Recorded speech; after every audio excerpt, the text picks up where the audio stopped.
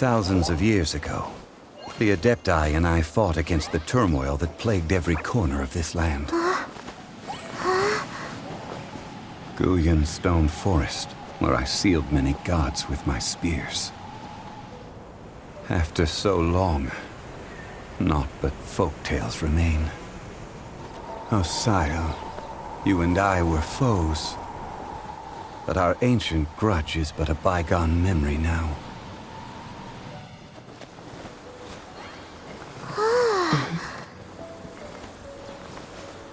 May that which Havria has left behind be yours to subsume.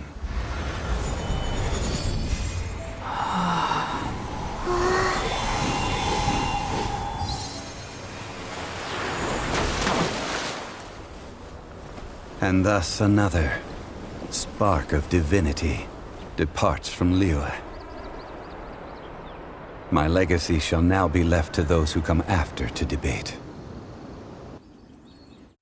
In our last tale, Rex Lapis was walking alone in the mountains. He heard a remote voice, unlike any other, coming from a crack in the earth. Most of the ancient geo-life forms that live below Liyue are blind, having not seen the sunlight for an age. The voice was sometimes sad and song-like. Other times it was loud and thunderous. The Lord of Geo searched here and there before finally unearthing a strange stone from the bedrock. That's how Ajdahal was. I answered his wish and took him above ground. The Lord of Geo took pity on the rock spirit and carved it into a magnificent work of craftsmanship, a vivid representation of a dragon. I bestowed him with a pair of eyes to see the world and came to an agreement with him. With his fingers, he made 2 eyes. Quicker than words could tell, lightning flashed and thunder roared, and a living, breathing dragon soared into the clouds!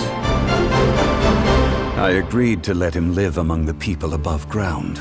But if the day ever came when he brought ruin to order, he would once again be sealed in the dark.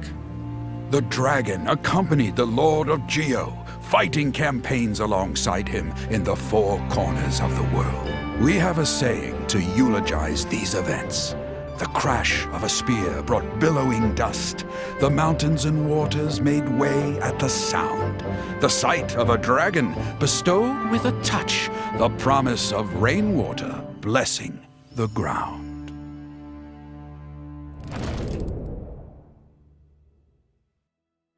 Hans Archibald.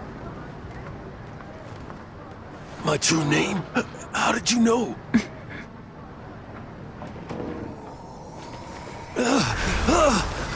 The wind! I can hear the wind blowing in the Mare Javari.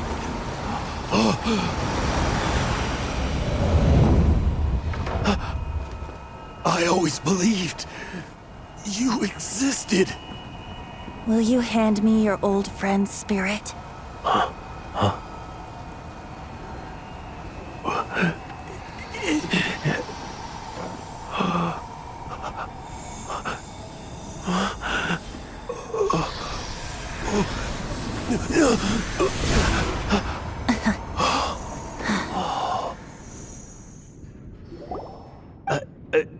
I can't believe it. Thank you all. And thank you, Lord Barbados. I'm sorry. It's gonna take me some time to calm back down. But I think that I'm gonna be okay.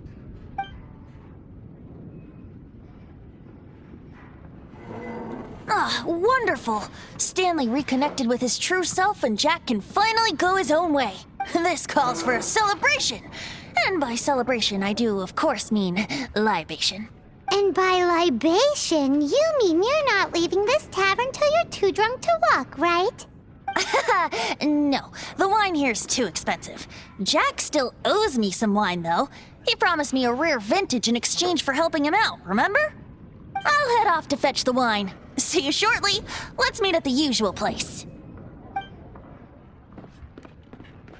Huh? Where's that supposed to be? Why has Paimon never heard of it? Hey,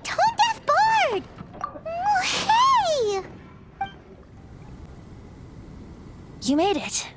Finally. Just tell us where you meet next time, okay? We looked everywhere. So, did you at least manage to find your wine? Yep. Well, sort of. Jack made it out to be a rare collector's edition vintage, when actually it's just a half bottle of regular cider. This takes me back. The first time I saw this view, I hadn't even taken on this form yet. It was about 2,600 years ago, before the world had come under the rule of the Seven. At that time, Old Mondstadt was ruled by a tyrant who sealed off the city's perimeter with a ferocious hurricane. Even the birds couldn't get in or out. Old Mondstadt?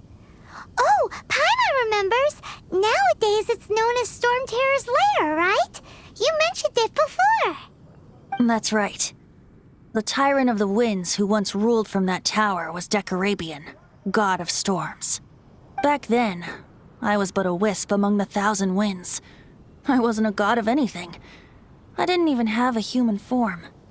I was just a tiny elemental being who lived in the wind, a gentle breeze bringing subtle changes for the better, or tiny seeds of hope. A tiny elemental being? Without a human form? Venti, do you mean you used to look different than you do now? Yep. My current form is not so different from the situation with fake Stanley. I took the form of a friend.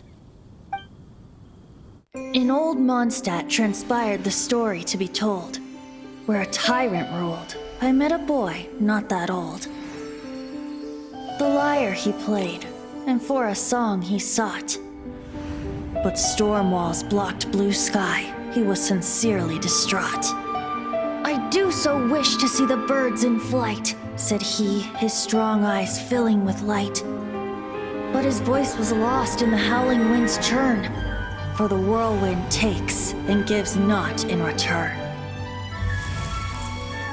The true sky and songs that cageless soar, were they not wishes worth fighting for? So the boy turned, extending his hand. Let us cast down the tyrant and his walls from this land. The young boy raised then the flag of revolt, and I threw myself into freedom's tumult. Victorious were we who fought to be free. Gods fell, winds whipped, nations shook violently. In the smoke, a despot met his doom, and we watched as his great tower fell none too soon. Mondstadt began anew, the story passed down, and since then never has another worn its crown. So then what? What happened to your friend? Say, Paimon, do you wish to hear the next part of the story? Yes, of course! The suspense is killing Paimon! But Venti's telling his story! What makes you suddenly want to have a meat feast? Getting a little peckish or something.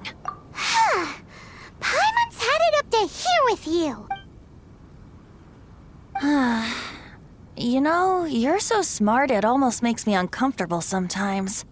But then, maybe it's right that true friends can tell what the other is thinking. A refreshing drink, a gentle breeze. Moments like this always take me back. Back to a song that I first heard from him. Fly, fly away. Like a bird in the sky. See the world on my behalf. To the heavens may you fly.